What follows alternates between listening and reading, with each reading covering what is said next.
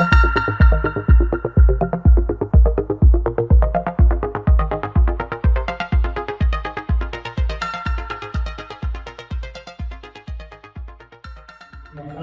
warahmatullahi wabarakatuh. Waalaikumsalam warahmatullahi wabarakatuh. Selamat pagi. Pagi Pak. Oke. Hari ini tanggal 12 ya, benar? Ya. Oke. Sebelum memulai kegiatan, seperti biasa kita berdoa dulu. Silakan Windy doanya.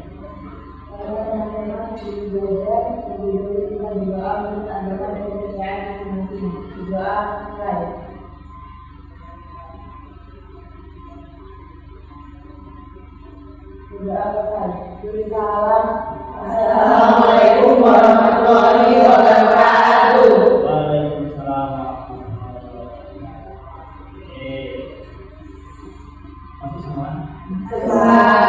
Hari ini kita lawan ya. Ya. Semua ada Willy, ada Ayu, ada Windy, ada Ibon, Nisa, Eka, Oke, Eka, Aseta. Ya, jangan kaget ya. Oke, terima kasih ini ya. Siap untuk mengikuti layanan bimbingan konseling. Nah, kira-kira di antara kalian pernah melihat atau pernah mendapati nggak di sekitar kalian orang-orang yang mengalami agresi komunikasi? Pernah. Saat apa itu? Saat presentasi. Oh, berarti ke sekolah ya? Iya. Kalau di masyarakat ada nggak? Sambutan. Contohnya, sambutan apa itu? Kalau di masyarakat? Pidato. Oke, sambutan kayak.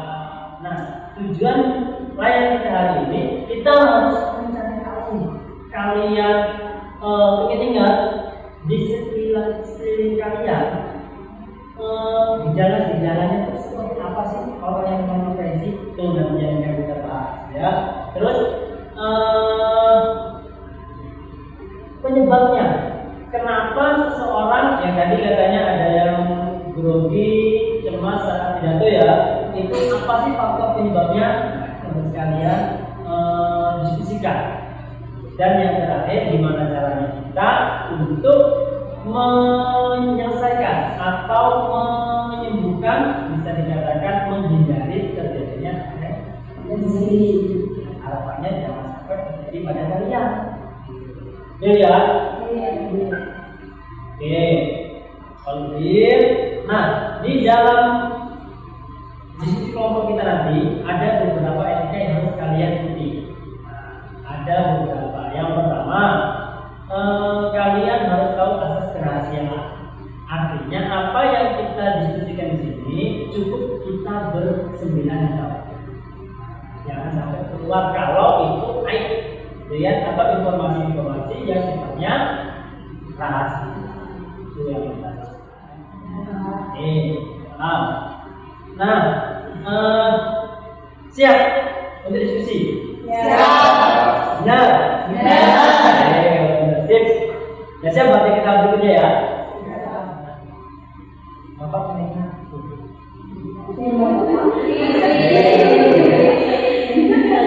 Kita main poker. Ya, Bapak punya kartu. Ada yang tahu nggak kartu ini ada berapa lembar dalam satu slot?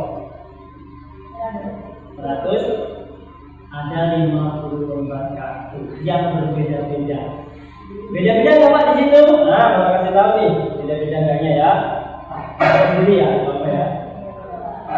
Nih, di atas ya. Perhatikan kartunya Bapak di atas. Artinya kartunya Mami Nazar tadi di mana? Ada yang percaya nggak kalau ini Bapak pilih?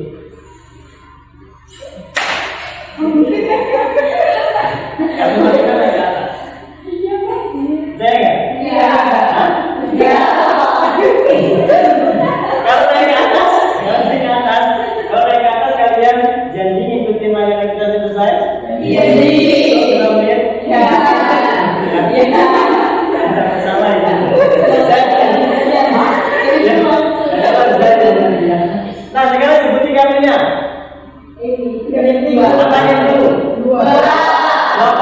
Iya.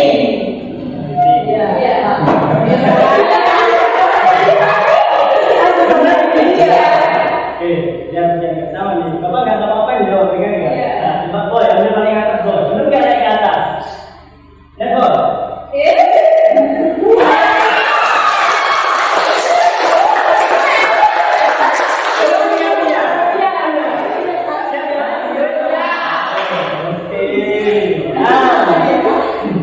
Sekarang silakan kalian perhatikan video berikut.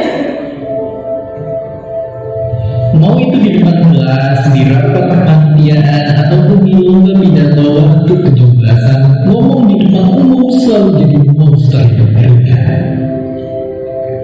Kalau begini, badan jadi gemeteran, jantung rasanya berdegup nggak karuan, keringat bercucuran, pandangan tiba-tiba berhilang. Nah sekarang situ udah siap ya. Dari video tadi kalian bisa nggak bedain di keempat gambar itu dari paling atas sampai paling bawah. Yang nomor 1 mana yang termasuk dari 1 sampai 4 ya? Mana yang termasuk dalam apresiasi komunikasi? Dua, terus satu. Sudah. Nomor 2? Nomor 2 ya. Nomor 3? Enggak. Nomor 4? Oke. Nah, coba boy, alasannya kenapa yang nomor 3 enggak termasuk ke dalam apresiasi komunikasi? Nah, jadi menurut saya Pak, saya dan jawabannya bahwa gambar nomor 3 itu saat dia berbicara atau berkomunikasi dimanapun atau di depan umum pun atau di banyak orang pun dia tidak takut apa yang dikatakan Dan gimana cara menangani? Kita bagi, nanti kita diskusikan bersama-sama untuk mengetahui pengetahuan tentang apresiasi komunikasi secara umum. Ya, tugasnya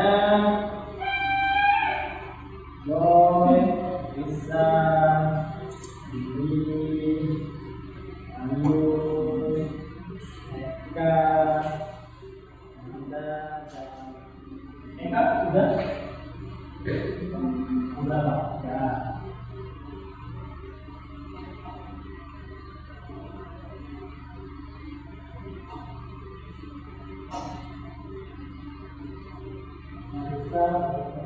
Menurut saya, dari yang saya lihat ke teman-teman yang sedang mengalami, Ya. teman-teman biasanya merasa gugup, badan gemetar, panas dingin, muka pucat, bicaranya terbata-bata, terus juga suka ngeluh kalau misalnya mau presentasi ke depan suka sakit keduluan, terus suka bolak-balik kamar mandi sama yang satu gelisah. Gelisah, itu gejalanya ya?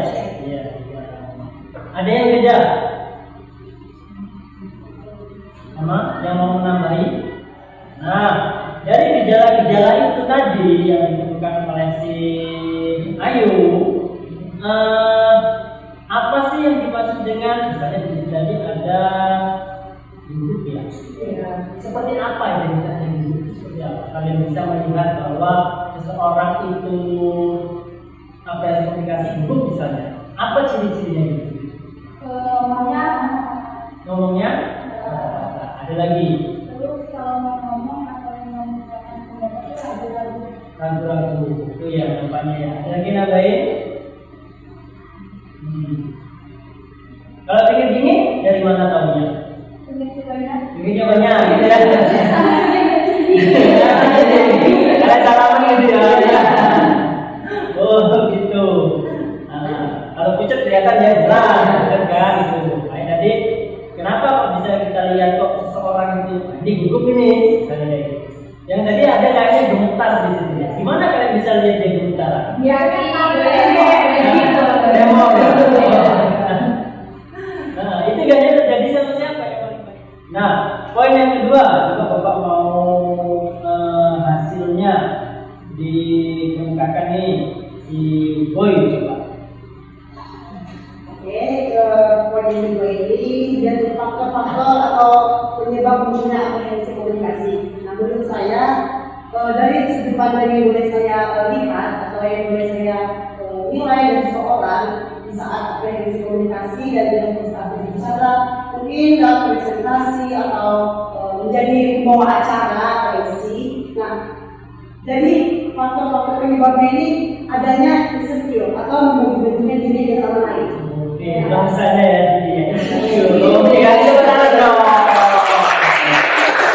Ya, terus lanjut. Jadi membandingkan diri, jadi dia tidak percaya diri bahwa dia itu tidak bisa seperti orang itu. Jadi dia memiliki kebiasaan itu dan takut dengan kritikan. Jadi di saat dia menyampaikan sesuatu, dia tidak sanggup mendengar suatu kritikan yang tidak pantas didengar atau suatu ejekan. Jadi dia takut dengan faktor-faktor penyebab cuma. Karena berdoa itu penting, karena kalau misalnya kita nggak berdoa, kalau kita mengandalkan kekuatan kita sendiri, mungkin kita merasa kita itu kuat, padahal sebenarnya kalau kita tidak berdoa, membuat kita itu semakin grogi dan pasti banyak sekali gejala-gejala yang kita alami. Selain berdoa itu adalah kita melakukan persiapan sebaik mungkin. Nah, persiapan itu paling penting karena ketika kita berbicara di depan orang banyak, itu akan membuat kita semakin percaya diri dan membuat kita juga semakin tidak malu untuk berhadapan dengan orang lain. Benar nggak sih yang kita bahas? Oh, tadi pengertian udah ya. Tahu ya, apa yang komunikasi itu apa? Tuh, yang pasti di situ dia ada rasa ketakutan, khawatir, cemas, tegang, gugup, pokoknya perasaan negatif sebelum komunikasi. Tangan dari kita rasakan, merasa mual, ada yang mual, ada yang buang air kecil ya, sampai ada di aduh, itu isinya ada airnya, nggak ada airnya gimana? Nggak ada, nggak ada presentasi ya, tenang ya. Nah, ternyata ada suara gemetar bahkan di layar kanan, suaranya pun gemetar, gitu ya. Dari layanan yang singkat ini, apa sih yang kalian dapat? Simpulannya?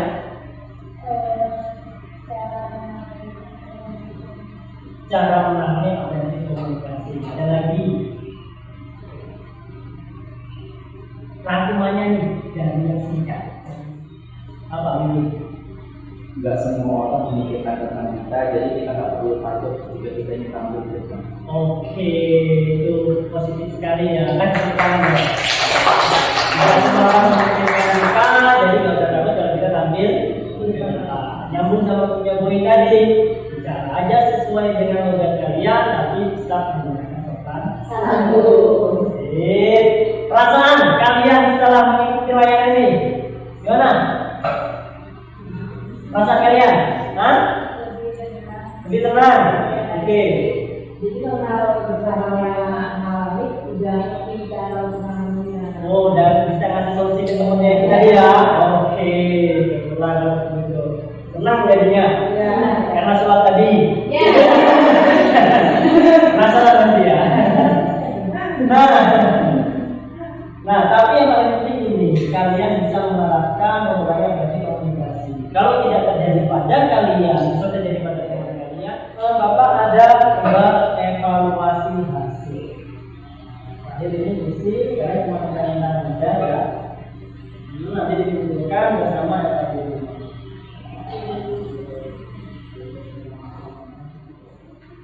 Ini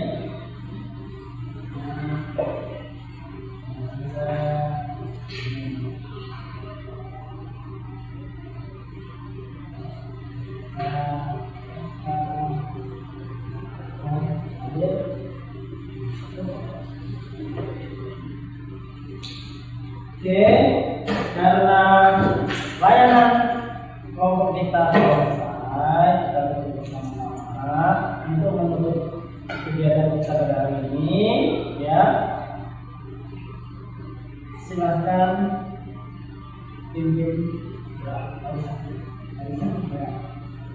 Kedua, kita berdoa menurut agama dan kepercayaannya masing-masing. Berdoa dimulai.